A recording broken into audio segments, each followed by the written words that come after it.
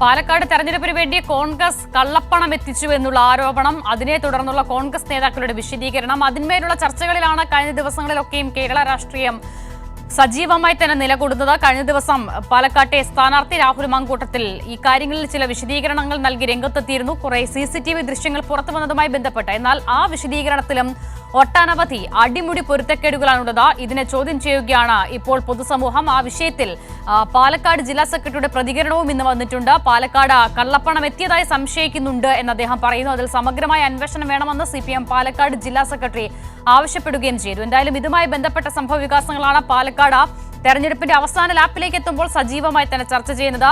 പുതുതായി ഇതിലുള്ള വിശദാംശങ്ങൾ എന്തൊക്കെയാണെന്ന് നോക്കാം. നൃപൻ ചക്രവർത്തി വിവരങ്ങളുമായി ചേരുകയാണ്.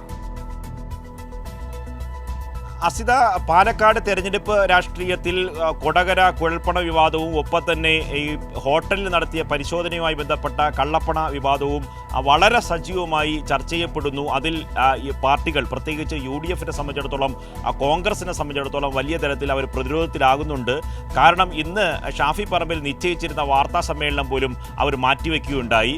ഇന്ന് CPMന്റെ ഭാഗത്ത് നിന്ന് CPMന്റെ ജില്ലാ സെക്രട്ടറി ആരോപണത്തിൻ്റെ മുന കുറച്ചുകൂടി കോൺഗ്രസിനെതിരെ വർദ്ധിപ്പിച്ചു മുന കൂട്ടിയിട്ടുണ്ട്. പറയുന്നത്, നേരത്തെ സുരേന്ദ്രനും ഷാഫി പറമ്പിലിനെതിരെ ഒരു ആരോപണം ഉന്നയിച്ചിരുന്നു. ആ ആരോപണം എന്ന് പറയുന്നത് ഈ കൊടകര കുഴൽപ്പണവുമായി ബന്ധപ്പെട്ട് 4 കോടി രൂപ ഷാഫി പറമ്പിലിനും ലഭിച്ചിട്ടുണ്ട് എന്നതാണ്. ആ പണമാണ് കഴിഞ്ഞ ദിവസം പാലക്കാട് ഹോട്ടലിൽ എത്തിച്ചത് എന്ന ആരോപണമാണ് CPM ഉന്നയിക്കുന്നത്.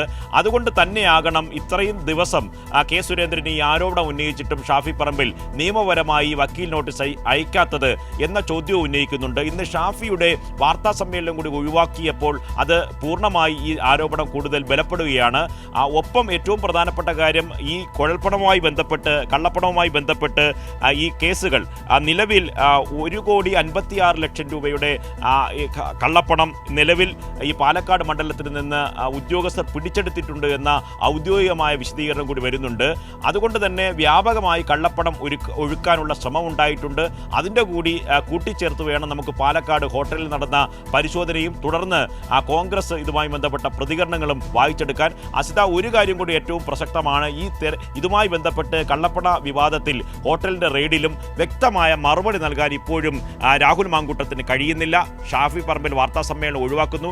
ഇനി അത് സംബന്ധിച്ച പ്രതികരണത്തിന് ഇല്ല എന്ന് പ്രതിപക്ഷ നേതാവ് VD സതീശനും പറയുന്നുണ്ട്. ഒപ്പം രാഹുൽ മാങ്കൂട്ടത്തിൽ പറയുന്ന മറുപടികളിലൊക്കെ തന്നെ പരസ്പര വിരുദ്ധമാണ് എന്ന് CCTV ദൃശ്യങ്ങളും ഒപ്പം തന്നെ അദ്ദേഹത്തിൻ്റെ ആദ്യഘട്ടത്തിൽ മുതലുള്ള പ്രതികരണങ്ങളും വ്യക്തമാക്കുകയാണ്. അതുകൊണ്ട് ഒരു കാര്യം ചുരുക്കി പറയാം, പാലക്കാട് തെരഞ്ഞെടുപ്പ് രാഷ്ട്രീയത്തിൽ കുഴൽപ്പണ വിവാദവും കള്ളപ്പണ വിവാദവും വലിയ തരത്തിൽ ചർച്ച ചെയ്യുകയാണ്. തിരിച്ചടിയാകുമോ എന്ന ആശങ്ക UDFനെ, പ്രത്യേകിച്ച് കോൺഗ്രസിനെ ഭയപ്പെടുത്തുന്നുണ്ട്. അസിത.